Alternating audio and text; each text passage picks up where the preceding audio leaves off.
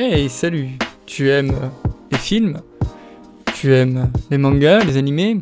Pas de soucis, les Chroniques de Zoro sont là pour t'y aider et te retrouver dans tous les contenus qui sortent actuellement. Si tu veux savoir ce que j'en ai pensé, c'est maintenant, c'est dans les Chroniques de Zoro. Et salut à tous, c'est Zorobama. Aujourd'hui, petit podcast rétrospectif de cinéma. Donc, je vais vous donner du coup tous les films que j'ai vus sur un an, donc de août 2021 à septembre 2021, au moment où j'ai pris mon abonnement ciné. Donc, en fonction des films, je vous donnerai rapidement mon avis, ceux qui auront le droit à une critique également. Et puis, voilà. Donc, on est parti. Ça va être un petit peu long, donc préparez-vous. Alors, en août 2021, j'ai été voir OSS 117-3, donc Alerte Rouge en Afrique Noire. C'était sympa, voilà, c'est toujours dans la même veine du truc. Les personnages, ça allait. Voilà, c'est un film où il faut vraiment éteindre son cerveau pour le regarder et en profiter. J'étais voir Les Tuches 3 également. Par contre, je ne sais plus quand est-ce qu'il était sorti et ils l'ont pas affiché sur le site où j'ai regardé vite fait les films. Les Tuches 3, pareil, voilà, c'était sympa. Toujours assez drôle de les retrouver. Film pas prise de tête, quoi. Donc voilà, tu passes on va dire un bon moment sur ce film. Donc assez content d'avoir été voir ces deux films pour une fois français, mais qui ne sont pas non plus dans l'abus, ou qui sont mauvais, ou qu'on comprend pas l'histoire tout de suite, parce que ils partent dans des théories cheloues et des trucs qui n'ont pas de sens sur certains films français. Mais eux étaient sympas, j'ai bien aimé. J'étais voir Bac Nord aussi. Donc pour rappel, du coup, c'est le film qu'ils ont tiré sur l'affaire qu'il y a eu au sein de la BAC Nord de Marseille, avec pas de la corruption, mais en gros, il y a eu beaucoup de problèmes entre les trucs de drogue, le fait qu'il y a eu, en gros, qui rémunérait certains addicts avec de la drogue et tout ça. Donc grosse histoire. Le film, voilà, s'intéresse à quelques personnages, 3 personnages principalement. Et à leur entourage, mais pour le reste, il y avait beaucoup plus de personnes que ça qui étaient impliquées. Donc automatiquement, ils peuvent pas s'attarder sur tout. Je sais que le film avait fait pas mal de polémiques au niveau de la presse et tout ça. Mais bon, ça allait. Le seul problème, c'était l'ambiance dans la salle, parce que voilà, il y avait des gens qui respectaient que dalle. La salle était dégueulasse quand on est parti. S'acheter du popcorn, ça gueulait à tout va et tout, donc voilà. J'ai pas trop compris, mais c'était bien, c'était sympa de la regarder. Peut-être que je reverrai une autre fois dans des meilleures conditions. Mais j'ai bien apprécié ce film. Alors après, en septembre, j'ai été voir Shang-Chi, la légende des 10 anneaux. Donc à voir ce qu'ils vont faire de ce personnage-là. Mais sinon, au niveau action, c'était sympa. Au niveau effets spéciaux, il y a peut-être 2-3 ratés dans le film, mais en soi, on s'y attarde pas trop. Et puis bah, les scènes de combat et les pouvoirs du personnage avec ces fameux 10 anneaux sont plutôt bien exploités. Et c'était cool, à part peut-être un ou deux personnages avec lesquels j'ai du mal, dont sa pote là qui est relou là. C'est bon quoi, la meuf elle a pas de pouvoir, elle va nous casser les burnes. Enfin bref, ça c'était le seul point négatif. Après j'ai été voir Boîte Noire, donc un thriller avec Pierre Ninet. Très bon film.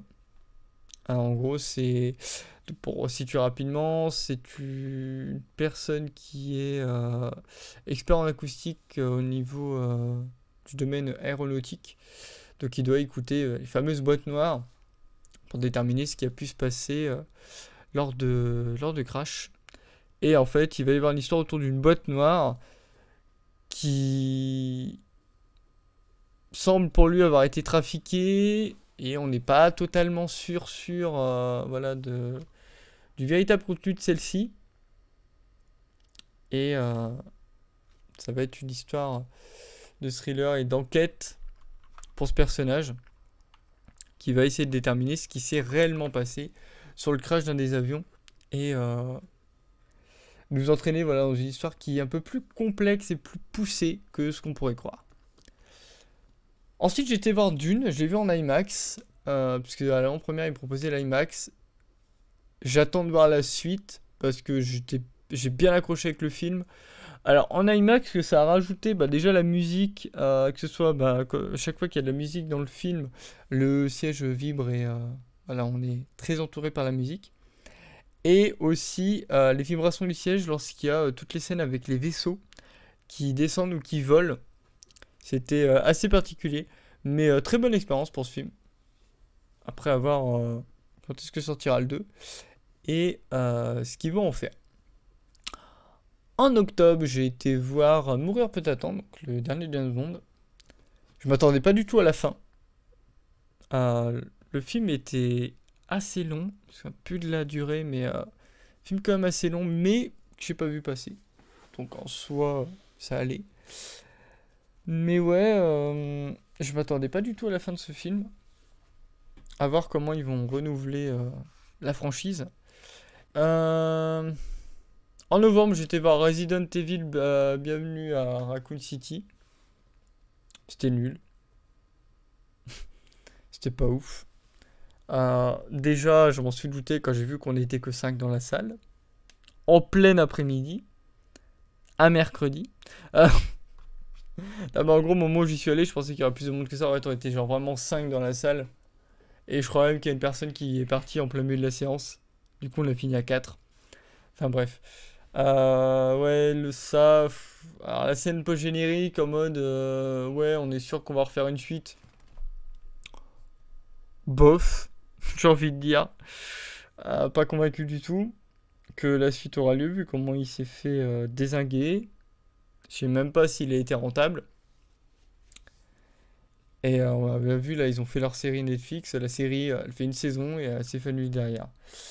Donc à un moment, il va peut-être falloir qu'ils laissent tranquille cette licence. Ils ont trop voulu pousser dessus et ils font tout et n'importe quoi, j'ai l'impression.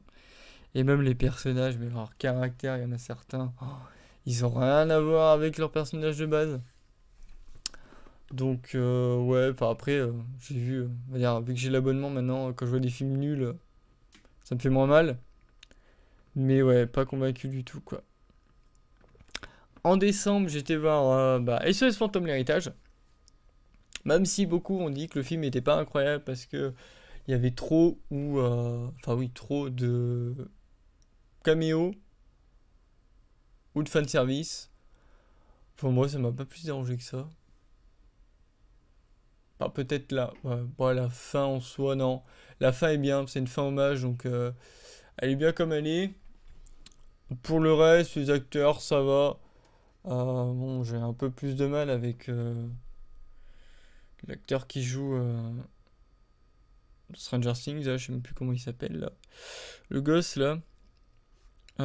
Lui, je sais pas. C'est. J'arrive pas avec enfin. Je sais pas si c'est son jeu d'acteur ou sa façon d'être ou quoi, mais j'arrive pas du tout à accrocher avec lui. Mais sinon, non, ça allait. J'aime bien comment ils ont fait le film, comment ils l'ont tourné et tout. Donc, c'était cool. Très bel hommage en tout cas. Pour ceux qui ont vu, ils comprendront de quel hommage je parle. Mais ouais, c'était très sympa. Puis revoir les One, un plaisir quoi. Ensuite, Spider-Man No Way Home. Alors, sans m'attirer les foot, mais pour moi, c'est pas le meilleur Spider-Man, hein, concrètement. Et après, j'ai vu des gens. C'est le meilleur film Marvel. Calmez-vous. Hein. Bon, déjà, j'aime pas Tom. Enfin, j'aime pas Tom Holland. Enfin, en tant que Spider-Man, je sais pas. J'accroche pas avec sa façon de faire. De jouer Spider-Man. Moi, j'étais plus. Alors, et ce qui est bizarre, hein, mais j'ai pas trop aimé The Amazing Spider-Man. Par contre, j'ai bien aimé la façon de le jouer par comment il s'appelle, Andrew Garfield. Je préfère plus ça que enfin l'autre Spider-Man, là, le Spider-Man qu'ils nous ont sorti. Enfin, entre sa meuf et l'autre, là, son pote qui sert à rien. Moi, je suis désolé, il sert à rien. Hein. Genre, l'impression que son pote, à chaque fois qu'il ouvre sa gueule, il aurait vu une merde à Spider-Man. Donc, à un moment, voilà quoi, Ned, je sais pas à quoi il sert, mais je le porte pas dans mon cœur, on va dire. A priori, il y a une théorie comme quoi il deviendrait le prochain Venom. S'ils font ça, bah, le Venom, il a aucun charisme. Désolé de vous le dire, mais il est pas incroyable. Donc, ouais, je suis pas convaincu. Mais sinon, le fait de revoir certains acteurs des autres Spider-Man, c'était cool.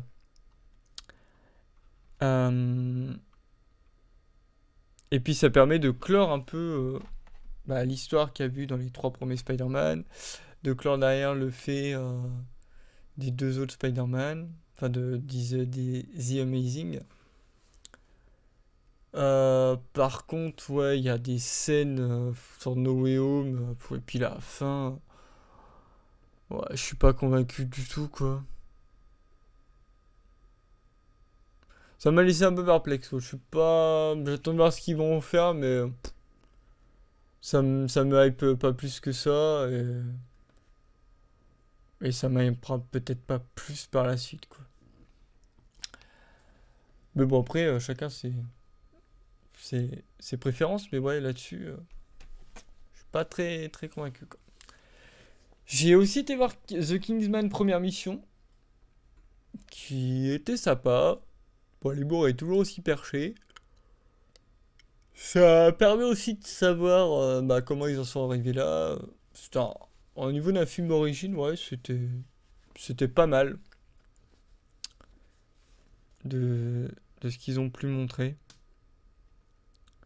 Après, je sais pas s'ils vont refaire une suite là-dessus, mais ouais, c'était cool à regarder. Personnage principal qui a une fin assez... Un des personnages principaux qui a une fin à laquelle je m'attendais pas. Donc il y a quand même on va dire du suspense euh, sur ce qui se passe dans l'histoire. Mais sinon, en soi, je te laisse regarder. Le personnage de Rasputin est bien fait. Et les autres personnages sont assez drôles, sont assez cohérents avec l'univers, avec leur histoire. Donc, bon moment devant ce film. En février, j'ai été voir Mort sur le Nil. J'ai aimé, mais certaines réserves quand même, puisque je me souviens de l'autre film qu'ils avaient fait de Mort sur le Nil il y a quelques années de ça. Et en fait, j'avais encore ce film-là en tête. Et en fait, il y a des personnages qui ne sont pas là, qui auraient mérité d'y être, et qui sont remplacés par d'autres personnages. Et concrètement, ouais. Le seul problème que j'ai aussi, c'est les effets spéciaux. Et le jeu de certains acteurs qui sont, mais... l'impression qu'ils forcent le de jouer réellement, quoi. En février, donc j'ai vu Uncharted. Ou Uncharted. Je crois que c'est Uncharted. Ah, ça se dit Uncharted. Du coup, avec Mark Wahlberg et Tom Holland. Alors, j'avais pas tous les clins d'œil qu'ils ont pu faire dans le jeu, j'en ai vu certains, mais enfin dans le film. J'ai vu certains des clins d'œil, mais je les avais pas tous. En tant que film en lui-même, il suffit amplement, il est très bien, l'histoire est sympa. Et les personnages sont assez, on va pas dire attachants, mais en gros, on a quand même envie qu'ils réussissent, quoi. C'est pas trop des gros connards, on va dire. En mars, j'ai vu The Batman. Alors, The Batman, je vous ai fait une critique, donc je ne parlerai pas plus. Je serai allé la voir. En avril, alors, j'étais voir Les Animaux Fantastiques et Secrets de Dumbledore. Je pense pas qu'ils feront un 4, puisque de ce que j'ai vu, le film n'a pas aussi bien marché qu'ils le pensaient. En soi, moi je m'attendais plus à presque un dénouement à la fin. Mais ça laisse une... En fait, ils ont fait une fin ouverte. Parce que concrètement, bah, il y a le 4 qui était censé arriver. Donc du coup, Grosse fin ouverte. Mais pour le moment, j'ai pas revu d'infos s'il y a un 4 qui est prévu. J'ai pas vu de retour là-dessus. Donc, à voir ce que ça donnera. J'ai été voir aussi le secret de la cité perdue. Bon, clairement, petite comédie d'aventure, un peu romantique. Il mélange un peu de trucs dedans, mais bon. C'était très bien. Très content de voir Daniel Radcliffe dans un rôle de méchant. Euh, Sa façon de jouer était vraiment, vraiment sympa. Il y a quand même assez d'humour dans le jeu. Il y a quand même des remises en question aussi sur certains des personnages. Parce que là, c'est Sandra Bullock et Channing Tatum. Il y a également Brad Pitt qui est dans le film. Donc voilà, on arrive quand même à rigoler sur certaines blagues. Et voilà, le développement personnage, j'ai trouvé intéressant. Tout comme dans Uncharted, je trouvais les développements des personnages qu'on suivait relativement intéressants. J'ai été voir La Ruse. Donc pour rappel, c'est basé sur la mise en place du MSI, si je ne me trompe pas. Donc ils décident de berner les nazis lors de la Seconde Guerre mondiale en leur faisant croire qu'ils vont débarquer à un certain endroit grâce à un cadavre. Donc en fait, ils vont trouver un cadavre d'un sans-abri qui n'a ni famille, ni amis, ni proches. Et ils vont du coup lui créer une histoire autour. Donc en gros, ses états de service. Ils vont lui créer une petite amie, voilà, pour que ce soit plus cohérent et ce genre de choses. Et ils vont le larguer à la mer pour qu'il soit retrouvé. Donc avec étonnamment une mallette accrochée donc, par une menotte et dévoilant des plans de débarquement qui étaient prévus à l'endroit précis pour faire bouger les Allemands de là et pouvoir débarquer à cet endroit. Je raconte très mal le film, mais en soi, très bon film. Très bon film, très bon film. Euh, Alors, le seul problème que j'ai, c'est avec le personnage de... comment il s'appelle? Colin Firth, si je me trompe pas. Concrètement... Alors, je sais pas si le personnage était...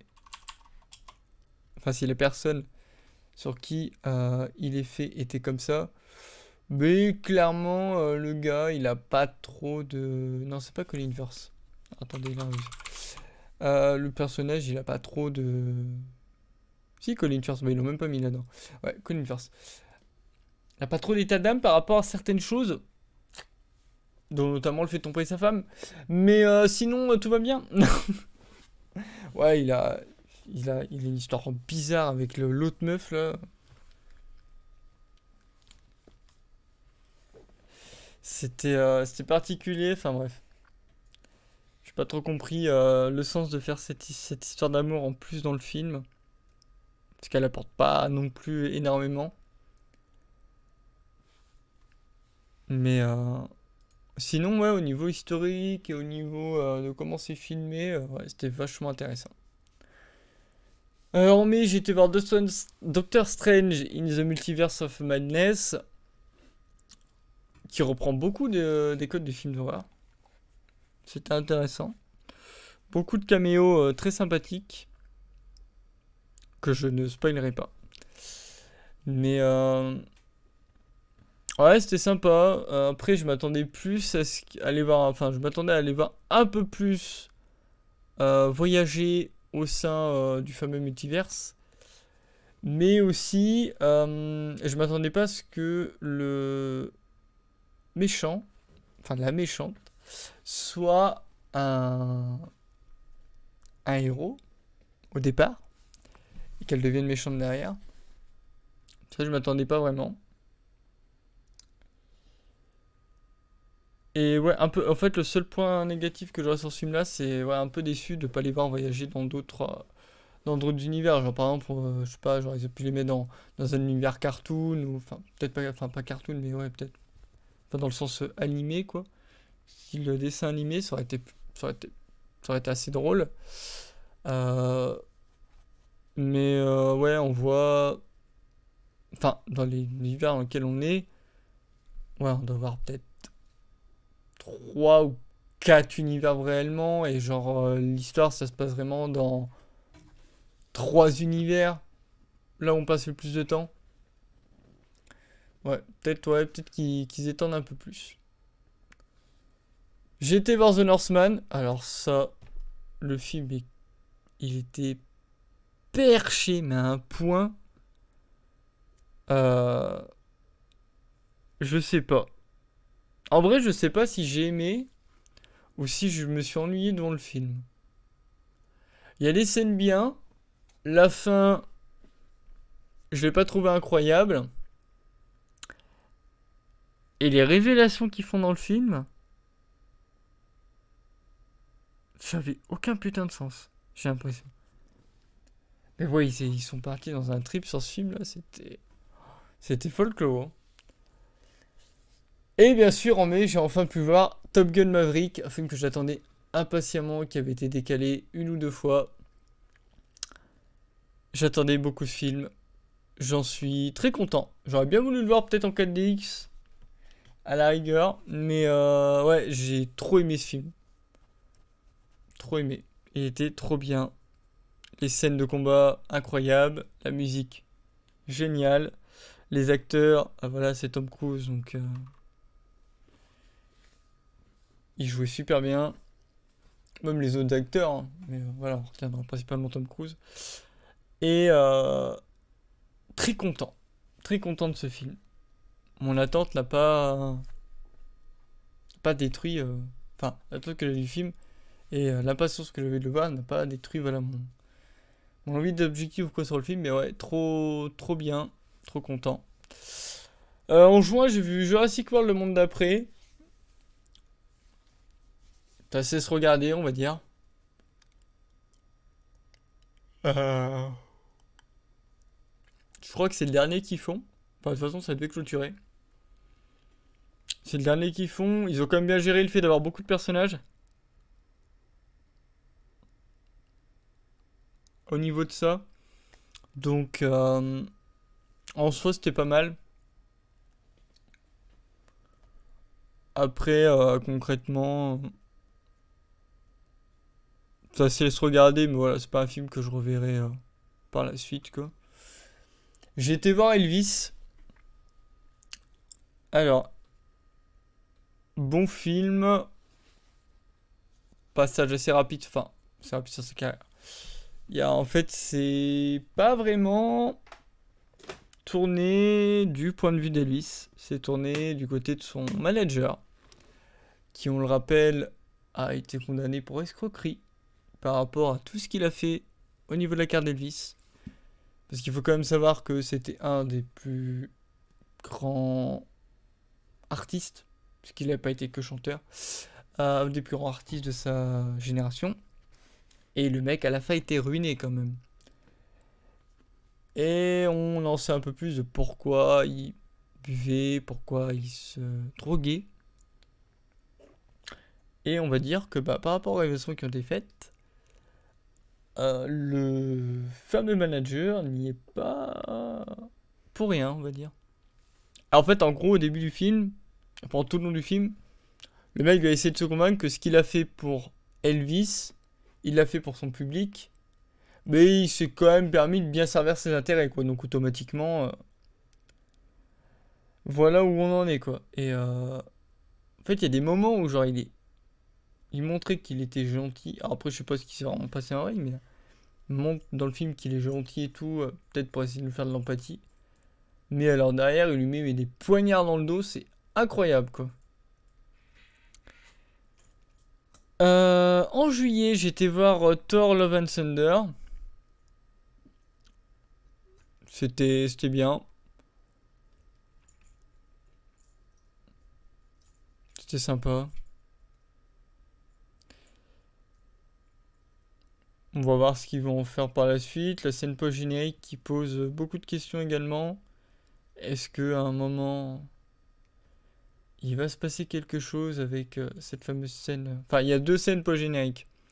Il y en a une qui annonce le prochain méchant, qui après sûrement devient, enfin, qui deviendra sûrement son ami, puisque quand on voit le méchant duquel il est question, on sait que dans le comics, ils se foutent sur la tronche et après ils deviennent potes. Donc à voir comment ils vont goupiller ça.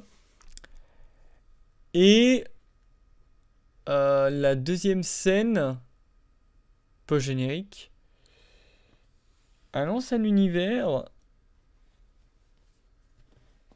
des Nordiques. Et on ne sait pas si certains personnages qui sont censés ne plus être des personnages vont revenir. C'est assez ambigu. Mais j'attends de voir ce qu'ils vont faire ces deux scènes post-génériques. Sinon, soit Kristen Bell est trop... Il joue trop bien là-dessus. Vraiment un bon rôle.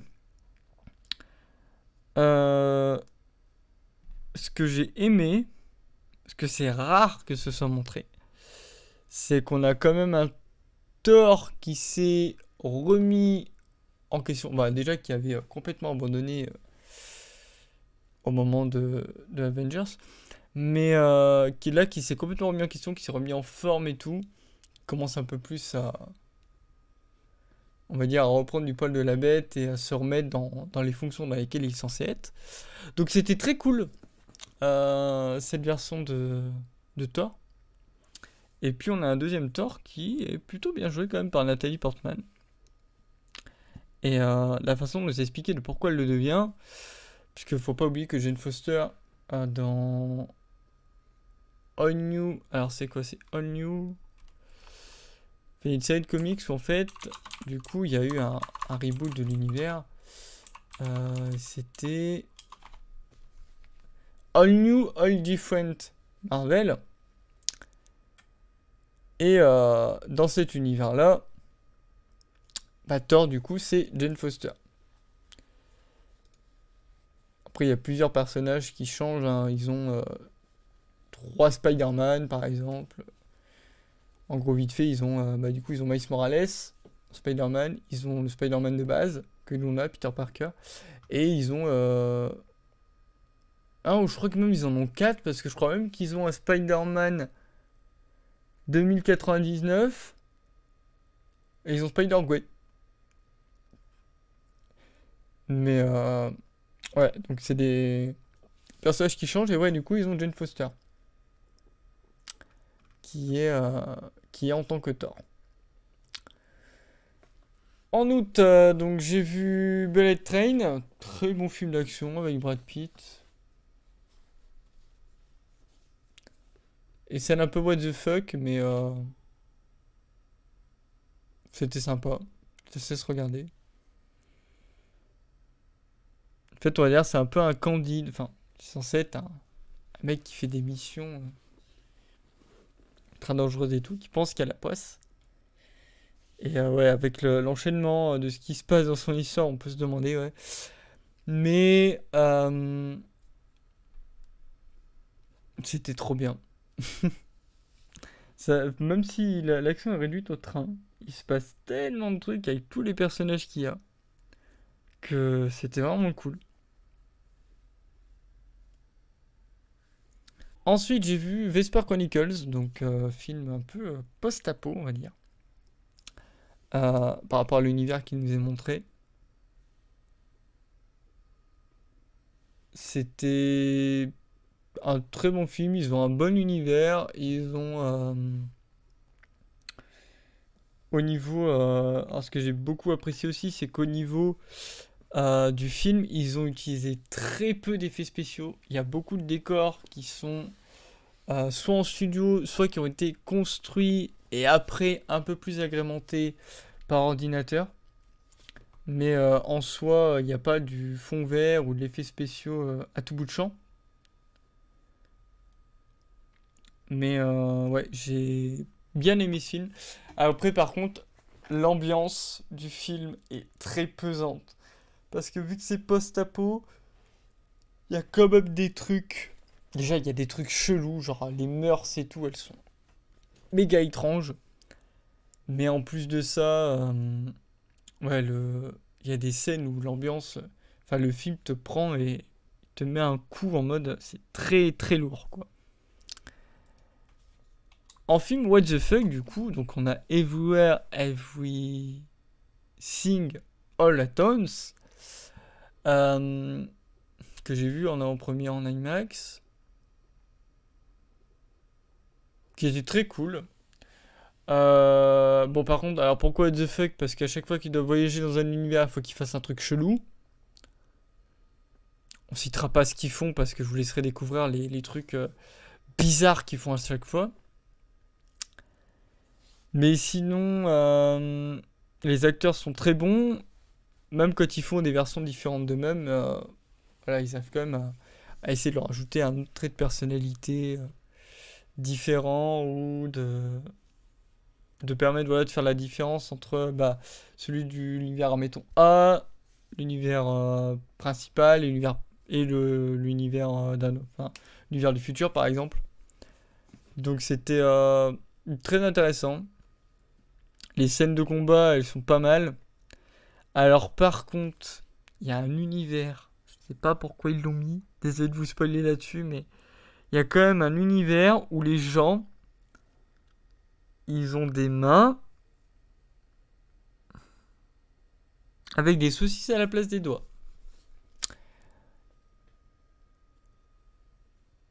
Et de ce que je comprends, de ce qu'ils nous montrent dans le film, ça a l'air d'être leur organe reproducteur. Peut-être pas organe reproducteur, mais il est bizarre cet univers. Ils ont pété un plomb sur cet univers-là. Sinon après on voit pas mal d'univers différents. Un univers en dessin enfant par exemple. Un univers où il n'y a pas eu d'humanité mais en fait c'est des cailloux. Après il y a quoi d'autre? Un univers où ils sont habillés en bébé aussi. Alors celui-là on le voit rapidement. Mais de ce que je comprends c'est un univers où en fait les personnes qui sont vieilles sont des enfants. Enfin des nouveau-nés. Les personnes qui sont jeunes deviennent des vieux. Enfin, c'est. En gros, ça serait qu'en gros, en fait, au lieu de vieillir, on rajeunit. Dans leur sens, mais en grandissant. Enfin, voilà. Et ouais, c'était cool. Genre, toutes les compétences qu'elle récupère par rapport à ça, c'était assez drôle. C'était bien mené. La fin en soi est logique. Puisqu'il y a quand même un développement de personnage qui doit être fait. Donc, grosse remise en question du personnage principal, Evelyn. Mais ouais, très bon film. What the fuck. Peut-être que certains sont choqués par certaines scènes. Mais sinon, je vous conseille. Après, j'ai été voir Rumba la vie. Rumba la vie, donc du coup, 2 et avec Franck Dubosc. Alors, gros film sur la paternité, en gros. C'est un mec qui s'est barré. Enfin, s'est barré sans vraiment se barrer, mais en gros, un peu raté de la vie. Du coup, ce qu'on comprend, la mère de sa femme ne voulait pas qu'ils soient ensemble, donc du coup, ils se sont, enfin, ils se sont séparés. Ouais, et puis il s'aimait plus aussi. Enfin, en gros, ils se sont séparés. Et il a une fille qu'il a jamais vue. Et en gros, il va se rendre à son cours de danse pour découvrir et apprendre à connaître sa fille. Alors, je vais sûrement spoiler le film, désolé. Avancer un petit peu pour pas subir ça. Mais en gros, il va à son cours de danse. Elle sait déjà que c'est son père. Elle en joue un peu d'ailleurs. Pour lui faire croire qu'elle est. Enfin, faisant croire qu'elle est pas au courant ni rien. Euh, Et du coup, la fin et le truc de la danse où en fait elle doit subir une nouvelle déception de son père. Alors ça déjà, genre il sort pour fumer alors qu'il a promis à sa fille de ne plus fumer. Il donne sa clope et son briquet à un autre gars pour ne pas le faire. Et il se retrouve bloqué dehors pendant tout le long du truc. Et donc du coup ils peuvent pas faire la danse. J'ai pas trouvé l'intérêt de ça, enfin hormis la déception. J'ai pas trop compris le principe, mais bon. Sinon, en soi, ouais, ça sait se regarder. Il y a des moments où c'est un peu mou. Et des fois, il y a des blagues qui tombent très vite à l'eau. En gros, en fait, sur certaines blagues, en fait, il faut une blague et derrière, il renchaîne derrière. Donc, t'as pas trop le temps de te poser, quoi. Et des fois, en fait, enfin, il y a des trucs qui sont faits et en fait, ils sont pas drôles. Mais en fait, ils rejouent là-dessus. Et bah, c'était pas drôle, quoi. Donc, automatiquement, ils repoussent. Et c'est pas incroyable, quoi. Mais bon, c'est bien, mais sans plus, quoi. Et également, du coup, bah, ça a été ressorti, mais donc j'ai été voir Le Seigneur des Anneaux 1, 2 et 3, donc La Communauté de l'Anneau, les 2 tours, et Le Retour du Roi en version longue, ainsi que Le Hobbit, Un voyage inattendu. Et là, il y a d'autres films, je ne sais pas s'ils seront encore présents en salle, donc je ne sais pas si j'aurai le temps d'aller voir quand je reviendrai de vacances. Mais voilà, donc j'ai vu 31 films au total, euh, donc sur un an. C'est beaucoup. Je trouve que ça fait pas mal de films quand même de vue.